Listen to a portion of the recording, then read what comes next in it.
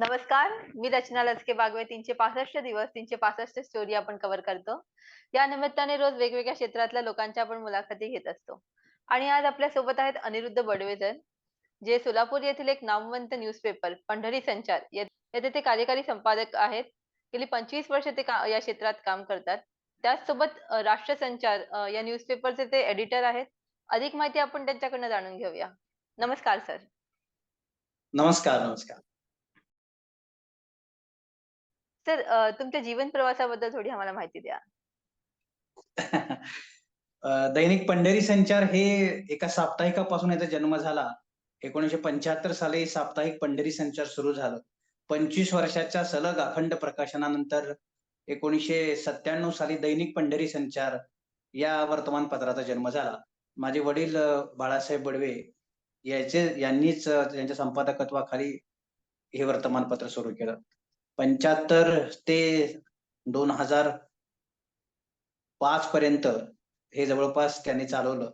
2005 मध्ये मी कार्यकारी संपादक म्हणून दैनिक पंढरी संचारची धुरा वाहिली आणि मग 25 वर्ष सलग सातत्यानं दैनिक पंढरी संचारचं प्रकाशन झाल्यानंतर आम्ही 2 वर्षापूर्वी म्हणजे 2021च्या शेवटी दैनिक राष्ट्रसंचार हे नवीन वर्तमानपत्र सुरू केलं आणि पुण्यामध्ये ते वर्तमानपत्र आम्ही आता चालवत आहोत. सर जसा तुम्ही उल्लेख केला, की पंढरी संचार नावाने तुम्ही सुरुवात केलेली.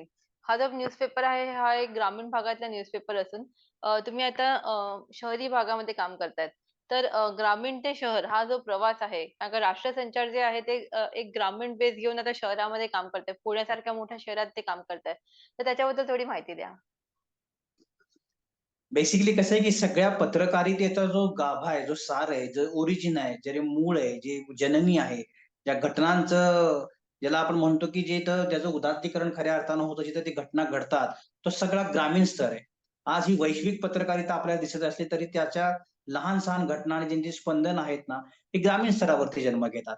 आज कुठल्याही क्षेत्रातला, कुठल्याही स्तरावरचा व्यवसाय घ्या, उद्योग घ्या, समाजसेवेच्या संदर्भातल्या ॲक्टिव्हिटीज घ्या, आमच्या मंदिर प्रशासनाचा घ्या, ब्युरोक्रॅट्स घ्या, हा सगळा जन्म जो आहे याचा हा ग्रामीण स्तरावरती आहे. पण म्हणून ग्रामीण स्तराच्या पत्रकारिता ही अधिक सक्षम, अधिक सकस आणि खऱ्या अर्थानं कष्टदायक अशी ती पत्रकारिता आहे. प्रत्येक वर्तमानपत्राचा जन्म हा आजपर्यंत मेट्रोपॉलिटन सिटीमध्ये झाला. ही पुण्यात वर्तमानपत्र निघाली, मुंबईमध्ये निघाली, नागपूरमध्ये निघाली आणि मग तिथून ती झिरपत-झिरपत ग्रामीण स्तरापर्यंत त्याचा सगळा संचार वाढत गेला आणि व्याप वाढत गेला. मग याच्यामध्ये साखळी वर्तमानपत्र देखील आली. परंतु पंढरी संचार हे पहिलंच महाराष्ट्राचं उदाहरण असं आहे, की ते ग्रामीण स्तरामधून ते शहरीकरणाकडे वाढत गेलं. आणि म्हणून पंढरपूरसारख्या एका अर्धग्रामीण शहरामध्ये याची सुरुवात झाली. त्यामुळे नेमके प्रश्न ग्रामीण स्तरावरचे काय आहेत, हे पत्रकारितेच्या माध्यमातून आम्ही सक्षमपणे मांडू शकलो. हळू-हळू त्याचा विकास होत गेला आणि असं जाणवलं, की शहरापर्यंत आपण हा सगळा प्रवास घेऊन गेला पाहिजे. म्हणजे सोल्युशन बेस्ड जर्नलिझम ज्याला आपण म्हणतो, ते खऱ्या अर्थानं ग्रामीण स्तरावरती निपजले जाते असं मला आजही वाटतं. तिथले पत्रकार हे केवळ बातमीच्या दृष्टिकोनातून घटना मांडत नाहीत, तर त्याचं सोल्युशन शोधण्याचा प्रयत्न करतात. मोठ्या शहरामध्ये व्यवस्था असते, प्रशासन असतं, निर्णय प्रक्रिया, धोरणं राबवणारी लोकं असतात. ती ग्रामीण स्तरापर्यंत नसतात. ग्रामीण स्तरावरती सोल्युशन शोधलं पाहिजे आणि त्या स्तरावरती ते शोधावं लागतं आणि मग त्याची निपज होते आणि त्या समस्येचं निराकरण होतं. ग्रामीण पत्रकारिता ही अशी एक प्रकारची शोध पत्रकारिता आहे आणि ते म्हणून ती जास्त खडतर आणि कष्टप्रद आहे. सोल्युशन बेस्ड जर्नलिझम जर कुठे मिळत असेल, तर ते ग्रामीण स्तरावरती मिळतं. आणि अशा या सगळ्या प्रक्रियेमधून पंढरी संचारचा जन्म झाला. आणि मग आम्ही ती व्यापक त्याची जाणीव थोडी व्यापक करावी, विस्तार करावा. म्हणून आम्ही सोलापूर जिल्ह्याच्या नंतर आम्ही पुणे जिल्ह्यामध्ये आता हा प्रवास सुरू केला. रिजनल बॅरियर्स वाटू नयेत म्हणून पंढरी संचारचा आम्ही विस्तार राष्ट्रसंचार या नावाने केला.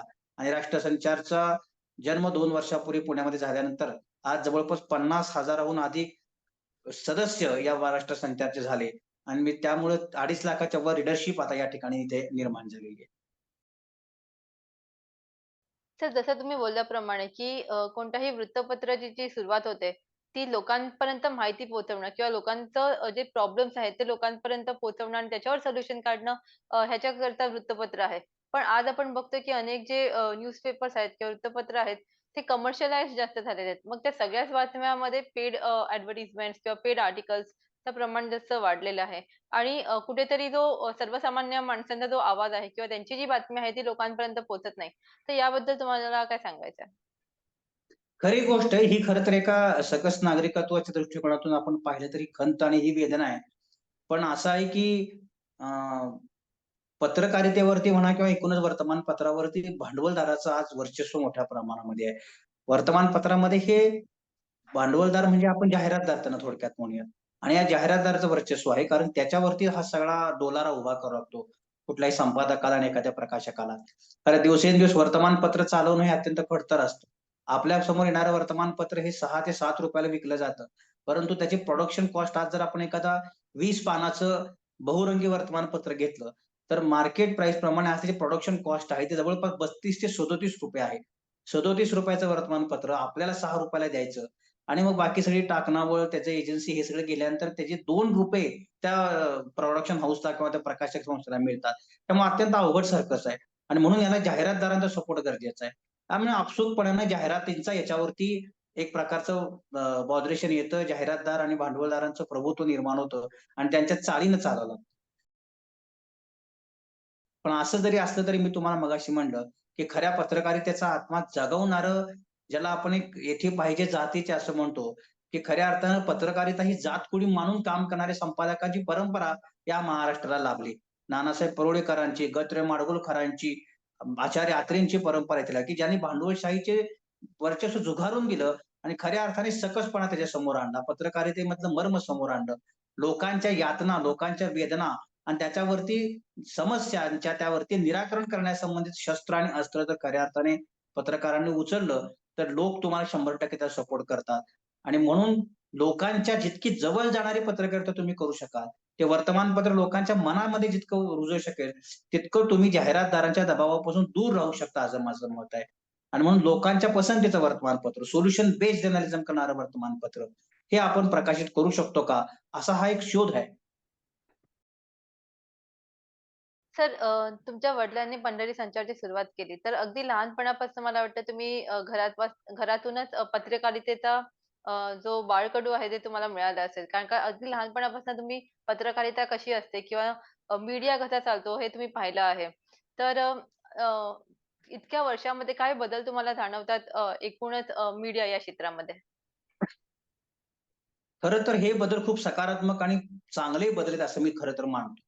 की आता लोक म्हणतात की वर्तमानपत्रांचं अवघड आहे, इतकं डिजिटलायझेशन झालं, मोबाईलवरती न्यूज आली, वर्तमानपत्र कुठं टिकणार आहेत? पेपर इंडस्ट्री अडचणीमध्ये आली, पेपर लोकांपर्यंत पोहोचण्यापेक्षा तुम्हाला एका क्षणामध्ये बातमी जी आहे ती तुमच्याकडे पोहोचतीये आणि मग अशा या सगळ्या सिच्युएशनमध्ये वर्तमानपत्र उद्याचं कोण वाचायला लागलं? वर्तमानपत्राला हात लावला जात नाही. असे अनेक नकारात्मक भाव आहेत. परंतु मी तुम्ही जसं म्हणलात तसं माझ्या घरामध्ये खिळे जुळवणाऱ्या म्हणजे आधी टेडर मशीन होत्या तुम्हाला आठवत असेल, की त्या टेडर मशीनवरती खिळे असायचे. त्या खिळे जुळवत ते ब्लॉक तयार करायचे आणि मग तो वर्तमानपत्र छापायचं. म्हणजे 4 रंगी एक एक पानी पाटपूट वर्तमानपत्रची सुरुवात पंढरी संचारची झालेली आहे खरं तर. आणि माझ्या वडिलांनी स्वतः ते खिळे जुळवून एका प्रिंटिंग प्रेसमध्ये काम करून हा सगळा डोलारा अ, अ, मोठ्या प्रमाणामध्ये वाढवला. त्या मानाने त्यावेळेस म्हणजे आम्ही पंढरपूरमध्ये राहायचो आणि पंढरपूरच्या यात्रांची बातमी वगैरे कव्हर करण्याकरता नदी पार करून जावं लागायचं. अशा अनेक कहाण्या आम्हाला ते सांगितल्या जायच्या. त्या मानाने आज इंटरनेटचा जमाना आहे आणि इतकं आधुनिकीकरण याच्यामध्ये आलेलं आहे, की सहज सोपी कुठलीही माहिती क्षणार्धामध्ये आपल्यापर्यंत पोहोचते आणि आपण ती वाचकांपर्यंत पोहोचवू शकतो. त्यामुळे प्रवास हा दीर्घ जरी असला आणि खूप कष्टातून जरी येत असला, तरी जे बदल झाले ते अत्यंत विधायक आणि सकारात्मक झाले, सोपे झाले. फक्त या प्रवासामध्ये असं आहे, की बातमीचं मूल्य आज तितकं राहिलं नाही. कारण बातमी तुमच्यापर्यंत क्षणार्धामध्ये पोहोचते. त्याकरता उद्याच्या वर्तमानपत्राची आवश्यकता नाही. आणि म्हणून वर्तमानपत्राने बातमीच्या पुढे जाऊन काहीतरी दिलं पाहिजे. हा ध्यास घेऊन वर्तमानपत्राने काम केलं पाहिजे, तर वर्तमानपत्र टिकतील. जो डिजिटल मीडिया, जो इंटरनेट आणि याच्यामध्ये जे एक प्रकारचा जो एक स्वैराचार आलेला आहे, जो एक हे आलेला आहे, की एक विश्वासार्हता त्याच्यामध्ये नाहीये. ही विश्वासार्हता टिकवून ठेवण्याचं काम प्रिंट मीडियाचं आहे आज खऱ्या अर्थाने. आणि म्हणून ते जबाबदारी स्वीकारून जर आपण वर्तमानपत्रामध्ये बातमीच्या पलीकडे काही देऊ शकलो, तर जनता आपल्याला नक्की स्वीकारेल. आणि म्हणून राष्ट्रसंचारचा आम्ही टॅगलाईन आहे ती बियॉन्ड द न्यूज असं लिहिलेलं आहे. आणि याच्यामध्ये आम्ही बातम्यांच्या पलीकडे जाऊन अनेक रस्त्यावरती उतरून काम करण्यासंबंधीची इव्हेंट अनेक इव्हेंट करण्याचा प्रयत्न केला आणि खऱ्या अर्थाने लोकांच्या समस्या जाणून घेणं, त्याच्यामध्ये सोल्युशन काढण्याचा प्रयत्न आम्ही या माध्यमातून केला.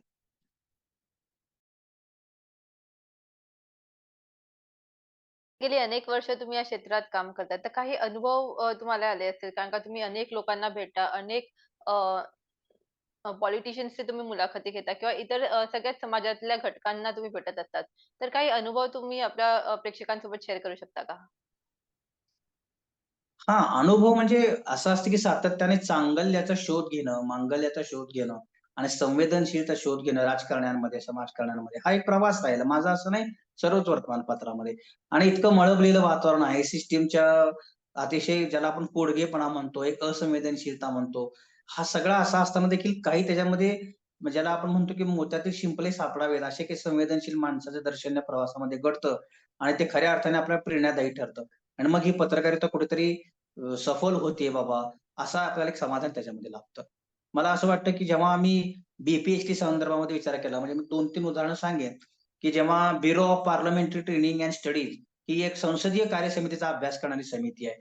आता आपल्याला माहिती आहे, की जेव्हा ही समित्या, कमिट्या बनतात, तेव्हा आमदारांच्या, खासदारांच्या, मंत्र्यांच्या शिफारशी वगैरे येतात आणि ते ज्यांच्या शिफारशी जास्त त्याला त्याच्यामध्ये संधी मिळते. पत्रकारितेमध्येही हे काही अछूत नाही, पत्रकारितेमध्ये हाच ट्रेंड आहे. पण असं असताना देखील मला आठवतं, की पृथ्वीराज चव्हाण ज्यावेळेस मुख्यमंत्री होते, त्यावेळेस या bureau of parliamentary training and studies याची कमिटी बनवायची होती आणि महाराष्ट्रातून प्रत्येक जिल्ह्यातून एक पत्रकार त्याला द्यायचा होता. स्वाभाविकपणे ब्युरोक्रॉट्समधून ही बातमी समजल्यानंतर अनेक पत्रकारांनी त्यांच्या पुढाऱ्यांकरवी ते सर्व त्यांचे प्रपोजल्स पाठवले. पण पृथ्वीराज चव्हाण यांनी असा निर्णय घेतला मीटिंगमध्ये, की ज्यांना शिफारशी आहेत, त्या सगळ्या पत्रकारांना आधी बाजूला काढा. आणि उर्वरित पत्रकारांच्या फाइल्स आणा आणि त्याच्यामधून मग आपण नॉमिनेशन करूयात म्हणून सांगितलं. तर हा एक अत्यंत सुखद अनुभव होता. म्हणजे असा मुख्यमंत्री असा नेता असूच शकत नाही, की खऱ्या अर्थानं कुठेतरी क्वालिटी जर्नलिझमचा क्वालिटीच्या संदर्भामध्ये शोध घेऊन तिथं आपण करावं, असा प्रयत्न त्यांनी केला. आणि मग सगळे बाजूला केल्यानंतर त्यांनी प्रत्येक जिल्ह्यातून एक पत्रकार निवडला आणि माझी सोलापूर जिल्ह्यामधून त्यावेळेस त्या संसदीय समितीकरता निवड झाली होती. तर असेही नेते असू शकतात. मी राज ठाकरेंच्या संदर्भातही केलं, की आमच्या राष्ट्रसंचारचा एक कार्यक्रम झाला आणि आम्ही त्यांना बोलवलं, इन्व्हाईट केलं पुण्याच्या ह्याच्यामध्ये. तर त्यांनी सांगितलं, की "अरे बाबांनो, हा जो वर्तमानपत्र आहे ना, मी तुम्हाला" सगळे ग्रामीण पत्रकार आमचे होते आणि आम्ही त्यांना म्हणलं, की "तुम्ही 1-2 मिनिट बोला." तर त्यांनी सांगितलं, की "मी काही गुडी-गुडी बोलणार नाही. सगळ्या ग्रामीण पत्रकारांनी सांगितलं, की हे सतीचं वाहन आहे, हे आणि ते तुम्ही खूप दिवस ऐकलं. पण खऱ्या अर्थाने ह्याच्यामध्ये पैसे मिळत नाही. पैसा मिळवायला आला असता तर या धंद्यामध्ये येऊ नका म्हणून त्यांनी सर्वांना सांगितलं. म्हणजे इतका रोखठोक बोलणारा माणूस, की आपण नेहमीच सगळेजण म्हणतात राजकारणामध्ये, की राज ठाकरे फार बोलतात. परंतु किती ते टोचतं समोरच्याला, किती ते दंश करू शकतो आपण, किती त्यामध्ये रिअलिस्टिकनेस असतो, वास्तवता किती असते, हा अनुभव त्या माणसाकडे बघितल्यानंतर येतो. त्यांनी सांगितलं, की प्रपंचाकरता वेगळं काहीतरी करा आणि खऱ्या अर्थानं समाजाचं तुम्हाला जर जाण असेल तर ह्याच्यामध्ये या. पैसा कमवण्याकरता ह्याच्यामध्ये तर अख्ख्या पत्रकारिता क्षेत्राचं नासधूस करून ठेवताल, नासवताल, याच्यामध्ये येऊ नका म्हणून सांगितलं. तर अतिशय वास्तवदर्शी विचार त्यावेळेस त्यांनी मांडले. आणि मी अनेक असे सध्या उद्योजक बघतोय, की केवळ मीडिया ट्रायलमुळं म्हणा किंवा काही सिस्टमच्या दोषांमुळं ते खूप त्यांच्यावरती अन्यायग्रस्त झालेले आहेत. खूप मोठी-मोठी लोकं आहेत. आपण सिंहगडचे एम-एन नवलेंचं उदाहरण घेऊयात. आपण डी-एस-के कुलकर्णींचं उदाहरण घेऊयात. हे लोकं आज वेगळ्या पद्धतीनं मीडियामध्ये आहेत. पण खऱ्या अर्थानं यांचा संघर्ष इतका मोठा आहे आणि काही गोष्टी चुकीच्या घडल्या किंवा काही गोष्टी चुकीच्या त्यांना त्यांचे तेवढेच नेमके उजागर केल्या आणि समोर आणल्या. काही राजकारण्यांचे मतभेद झाल्यामुळे काही त्यांना एक्सपोज करायचा प्रयत्न केला. सिस्टमचे मारेकरी आहेत हे सगळे आणि त्याच्यामुळं अनेक चांगली लोकं आहेत, की आपण त्यांना बदनाम करून ठेवलंय आज समाजामध्ये. ही माझ्या दृष्टिकोनातून एक फार संवेदनशील गोष्ट आहे. आजच्या पत्रकारितेपुढे हे आव्हान आहे, की चांगल्याला चांगला आणि वाईटला वाईट म्हणून खऱ्या अर्थाने या सगळ्या लोकांना समोर आणलं पाहिजे. चुका ज्या झाल्या त्याच्या पलीकडे एक मोठा माणूस म्हणून एक ज्यांनी सामर्थ्य ठेवलं असे माणूस म्हणून त्यांचा प्रवास कसा होता, याची देखील प्रेरणा लोकांना मिळाली पाहिजे. सर आता तुम्ही जो उल्लेख केला तो अगदी खरं म्हणून आलात तुम्ही कारण का पत्रकारितेमध्ये किंवा एकूणच प्रसार माध्यमांमध्ये इतकी ताकद आहे की ते कधीही कोणाचंही करिअर जे आहे ते घडवू शकतं किंवा बिघडवू शकतं. आहे की दुर्दैवाने आम्ही देखील नकारात्मक पत्रकारितेकडे जास्त झुकलो गेलेलो आहोत. आम्हाला विधायक पत्रकारितेकडे झुकायला पाहिजे आणि या लोकांच्या चांगल्या बाजू समोर आणल्या पाहिजेत. हे देखील आजच्या पत्रकारितेसमोर एक आव्हान आहे. सर आपण हे म्हणतोय की नकारात्मकता कमी व्हायला पाहिजे आणि पॉझिटिव्हिटी जास्त पसरवायला पाहिजे. पण तरी देखील जे न्यूज असेल किंवा सोशल मीडियावर पण जे आपण बघतो, ते पहिली एक गोष्ट असते की नकारात्मक न्यूज जास्त पसरतात. म्हणूनच कदाचित मला असं वाटतं की नकारात्मकताचे न्यूज जे आहेत ते बातम्या ज्या आहेत त्या जास्त करून आपल्याला मीडियावर कोणत्याही दिसतात. खरी गोष्ट आहे. हळू-हळू कसं आहे, की आपण कोणत्या समाजाकरता काम करतो आणि कोणत्या समाजामध्ये आपलं नाव झालं पाहिजे, ही चॉईस आपण घेतली पाहिजे. आपल्याला जर क्रिमिनल माइंडचा ज्याला आपण म्हणतो, की थोडंसं एक अ, ज्याला आपण म्हणतो, की उथळ प्रसिद्धीच्या ह्याच्यापुढे किंवा ज्याला सकसपणा नाही, ज्याला दर्जा नाही, ज्याला खोली नाही, अशा काही गोष्टींकडे आपण त्या समाजाचा आपण जर हिरो होऊ लागलो, त्या लोकांकरता आपण जर काम करू लागलो, तर आपण त्याच्यामध्ये प्रचलित होऊ. पण आजही अनेक वर्तमानपत्र अशी आहेत, की भले माझं सर्क्युलेशन 10,000 असू दे, परंतु अतिशय बुद्धिमान आणि स्टँडर्ड वाचक हा माझ्याशी जोडला गेला पाहिजे. हे ब्रीथ घेऊन देखील काही लोकं काम करतात त्याच्यामध्ये. आणि म्हणून आपण अशा लोकांच्या करू शकतो का? शेवटी समाजाचं जे अर्थकारण आहे, समाजकारण आहे, राजकारण आहे, हे अशा काही निवडक लोकांच्या हातामध्ये आहे. त्या निवडक लोकांच्या धोरणकर्त्या स्वभावामध्ये त्यांच्या प्रवासामध्ये आपण सहभागी होऊ शकतो का?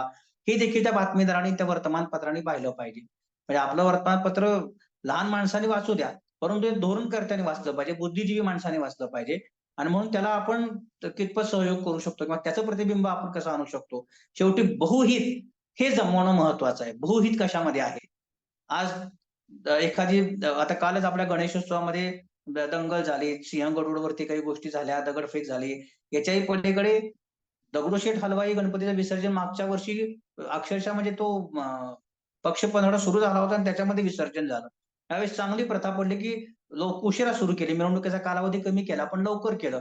हा आदर्श अनेक गणेश मंडळांनी घेतला पाहिजे आणि त्याच्यामध्ये तो कमीत कमी लोकांना त्रास होऊन आपण कसं करू शकतो, ही विधायक स्टोरी आम्ही आज जनतेसमोर आणली किंवा आणली आणली अशा पद्धतीच्या स्टोरीज आणल्या पाहिजे. जेणेकरून आपल्याला पुढे वागायचं कसं याची एक दिशा मिळावी, त्याची प्रेरणा मिळावी आणि विधायक समोर आणावं लोकांच्या. तुम्ही म्हणता ते खरं की नकारात्मकतेला आज जास्त वाव आहे. पण हळू-हळू हा सुद्धा सेन्स बदलत चाललाय. लोकांनाही आज भडक चित्र, ॲक्सिडेंटच्या गोष्टी, रक्ताच्या थरोळ्यामध्ये सापडलेले मृतदेह, गांजा, चोरी, दरोडेखोरी, बलात्कार या लोकांना नकोय यार. लोकांना हॅपी-हॅपी काहीतरी पाहिजे. कारण काहीतरी माझ्या आजूबाजूला घडतंय आणि काय आणखीन चांगलं घडलं पाहिजे, याचा देखील एक मन म्हणून जर आपण विचार केला, तर मनाला हे सगळं हॅपी थिंग्ज आता आवडू लागल्यात. याचाच वापर करून आपल्याला एका विधायकतेला या समाजाकडे नेता येतं का? हा प्रयत्न वर्तमानपत्रांनी केला पाहिजे. तुम्ही राष्ट्रीय संचारच्या माध्यमातून अनेक विविध उपक्रम राबवता, जे लोकांच्या हितासाठी आहेत.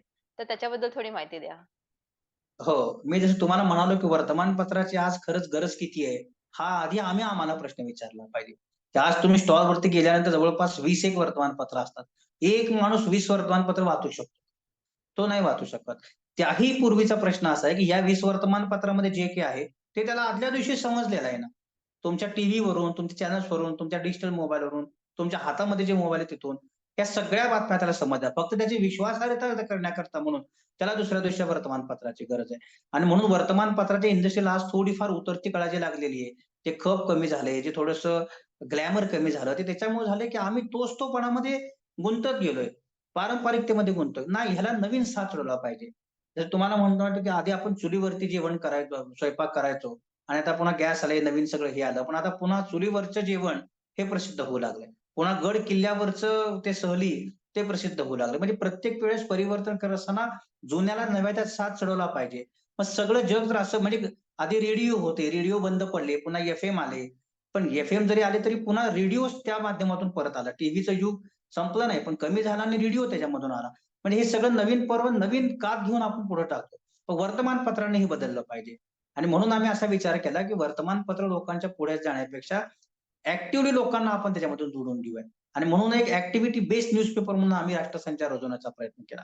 आम्ही आता गणेशोत्सव झाला तर आम्ही शाडूच्या गणेश मूर्तीच्या संदर्भात अनेक पर्यावरण तज्ञ ओरडतात, बोलतात, लेख लिहितात, सगळं होतं. प्रत्यक्षामध्ये कोण करणार आहे हे? त्याचं एनालिसिस कोणी आपण करणार आहोत का नाही? आणि म्हणून आम्ही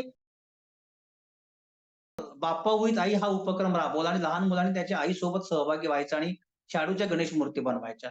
आणि तुम्हाला सांगायला मला फार आनंद वाटतो, की जवळपास 500 विद्यार्थी त्याच्यामध्ये सहभागी झाले पुणे शहरामध्ये. आणि पिंपरी चिंचवडमध्ये 715 म्हणजे जवळपास 1000 एक मुलांनी ते शाडूच्या मूर्ती पर्यावरणपूरक गणपती बनवले आणि त्याचीच प्राणप्रतिष्ठा केली. अशा पद्धतीचा आम्ही कार्यक्रम सातत्याने घेत असतो. मग इथं आम्ही अनेक कलाकारांकरता कार्यक्रम घेतो. आता कलाकारांकरता असं आहे की जे नवोदित कलाकार आहेत त्यांना प्रोत्साहन दिलं पाहिजे. जे प्रस्थापित कलाकार आहेत त्यांना मानधन मिळतं, मान-मर्यादा मिळतो, सन्मान मिळतो, पैसा मिळतो, कामं मिळतात आणि त्यामुळे त्यांचं चाललेलं असतं. पण जो नवोदित कलाकार आहे त्याचं काय करायचं? आणि त्याला स्टेज देण्यासंदर्भातल्या आम्ही ॲक्टिव्हिटीज काही घेतल्या. विद्यार्थ्यांच्या आम्ही ॲक्टिव्हिटीज घेतल्या त्यावेळेस चे टॉपर जे आहेत त्यांच्याकरता अनेक सत्कार सोहळे आहेत. परंतु जो नापास झाला मध्ये घरची गरिबी असताना तो वडील त्याला तिथे अर्धी भाकरी खाऊन इकडे पाठवतो. पुण्यामध्ये तो राहतो. आप्पा चौकात पुस्तक खरेदी करतो आणि त्याच्यामध्ये दुर्दैवाने त्याला 2 मार्क कमी पडला, 10 मार्क कमी पडले. या नापास लोकांचा आज काही आहे का? आज 1,00,000 लोकं त्याच्यामध्ये बसतात. त्याच्यामध्ये 1,000 लोकं पास होतात. बाकीच्या लोकांचं काय आहे? तर याचा विचारच आज समाजामध्ये कुठं नाही आहे, की जो फेल झाला त्याचं काय करायचं? आणि म्हणून नापास लोकांकरता आम्ही काय संधी देऊ शकतो, की तुम्ही एवढा अभ्यास केला 2 वर्ष, ठीक आहे मार्कांचा खेळ आहे तुम्ही फेल झाला. पण हे जे ज्ञान तुम्ही संपादन केलं त्याचा तुम्ही कुठे उपयोग करू शकता? आणि म्हणून अशा फेल्युअर लोकांच्या आणि एम-पी-एससी स्टुडंट्स करता आम्ही काही ॲक्टिव्हिटीज घेतल्या. आम्ही त्यांना मार्गदर्शन शिबिरं घेतली आणि त्यांना रोजगार कुठे मिळेल याच्या संदर्भातला आम्ही त्याच्यामध्ये प्रयत्न केला. तर अशा अनेक हटके प्रयोग आम्ही उपक्रमशील वर्तमानपत्र म्हणून केले, की जेणेकरून आम्ही जास्तीत जास्त लोकांना न्याय देऊ शकू आणि वर्तमानपत्राच्या पलीकडे जाऊन आम्ही काहीतरी करू शकू. हा जर तुम्ही उपक्रम घेतला, की यू-पी-एस-सी आणि एम-पी-एस-सीच्या मुलांनी जे उत्तीर्ण नाही झाले, फेल होण्यापेक्षा कारण का तिथे खूप टफ कॉम्पिटिशन असतं. कारण का मी देखील ती परीक्षा दिलेली आहे. मला माहिती आहे, की किती अभ्यास करावा लागतो. ते ज्ञान जे आहे ते तेवढंच त्या मुलांकडे देखील असतं, जे पास झाले आहेत त्यांच्याकडे. पण कुठेतरी कोणतरी पुढे जातं काही 1-2 मार्काने आणि पण ते जे ज्ञान आहे, की ती जी हुशारी आहे, ती त्या सगळ्याच मुलांकडे असते. तर त्या मुलांसाठी तुम्ही काहीतरी करताय हे खरंच खूपच स्तुत्य करणारी तुमची गोष्ट आहे. तर एक शेवटचा प्रश्न मी तुम्हाला विचारते, की या क्षेत्रामध्ये जे तरुण लोकं आहेत ज्यांना या पत्रकारितेच्या क्षेत्रामध्ये यायचं आहे, अशा लोकांना तुम्ही काय मार्गदर्शन कराल? नाही, मी काही इतका मोठा नाही. आता तुम्ही मला मोठेपण दिलं म्हणून मी आज इथे ह्याच्यामध्ये बोलतोय. पण मी अजूनही शिकाऊ आणि एक प्रयोगशील माणूस आहे. कुणाला संदेश देण्याइतपत मोठा नाही. पण मी हे जे काही 20-25 वर्षाचा अनुभव मला मिळाला त्यामध्ये मी एक नक्कीच म्हणेन, की कुठलीही गोष्ट आपल्याला अवघड नसते. मला जर आधी सांगितलं असतं याने, की तिथं पुण्यामध्ये सकाळ आहे, लोकमत आहे, प्रभात आहे, 90-90 वर्षांच्या लोकांच्या परंपरा आहेत. एखाद्या नवीन वर्तमानपत्राची काय गरज आहे? हा मूर्खपणा आहे, असे ऐकवणारे लोकं होते. परंतु आज 2,00,000च्या लीडरशिपने स्वीकारलंय राष्ट्रसंचारला. हे मोठेपणा म्हणून सांगत नाही. आपल्यामध्ये जर काही वेगळी क्वालिटी असेल, तर आपण कुठल्याही स्पर्धाची, कुणाची भीती न बाळगता ते समाजासमोर आणण्यासंबंधीचा प्रयोग केला पाहिजे. आज अनेक मुलाखतकार आहेत, सगळं आहेत. परंतु आज अ, रचना बाबू ही जी काही 365 डेची सीरीज घेऊन आलेली आहे, हा इतका नाविन्यपूर्ण प्रयोग आहे. आजपर्यंत हा कोणी केलेला नाही. मग यामध्ये मुलाखतकार नाहीत का? Zoom मीटिंग होत नाहीत का? याच्यापूर्वी कधी सेलिब्रिटीच्या मुलाखती घेत नाहीत का? स्ट्रगलर्सच्या मुलाखती घेतात. सगळं झालेलं आहे ना. पण हा जो प्रयोग तुम्ही नव्याने आणता ना, हे लोकांच्या प्रेरणेकरता ह्या गोष्टी उपयोगाच्या आहे. एखादा कुठलाही निर्माता जो आहे ना, तो त्याच्या आनंदाकरता करत नाही. लोकांना त्याचा आनंद मिळावा. लोकांमध्ये एक नवीन समाजामध्ये मूव्हमेंट सुरू व्हावी म्हणून हा प्रयोग असतो. या प्रयोगाला समाज स्वीकारतो नक्की. त्यामुळे माझं असं म्हणणं आहे, की धाडस करायला तुम्ही फक्त कमी पडू नका. या सगळ्या गोष्टींकरता धाडस फक्त लागतं, पैसा, प्रतिष्ठा या सगळ्या गोष्टी आपोआप येतात. पण धाडस करायला जर तुम्ही कचरला तर तुमची एक संधी आयुष्यामध्ये जाऊ शकते आणि पुन्हा तुम्ही उभारणार नाही. त्यामुळे कुठलीही ती लहान संकल्पना असू द्या, कल्पना असू द्या, इनोव्हेशन असू द्या, त्याला प्रत्येक तरुणाने धाडस केलं पाहिजे. वर्तमानपत्रात अनेक नवीन उपक्रम, अनेक धाडस करायला खूप मोठा स्कोप आहे. ही सगळी वर्तमानपत्र जी आहेत ना आमच्या सहित, ही अत्यंत पारंपरिक आणि पठडीच्या दिशेने निघालेली आहेत. जग फार बदललंय. जगाला बदललं पाहिजे याच्याकरता नवीन प्रयोग आणून त्या वर्तमानपत्रात पत्रकारितेच्या स्नातकांनी, विद्यार्थ्यांनी उतरलं पाहिजे, असं मला वाटतं. धन्यवाद सर. तुम्ही वेळात वेळ काढून तुमच्याबद्दल आम्हाला माहिती दिली त्याच्यासाठी खूप खूप धन्यवाद. Thank thank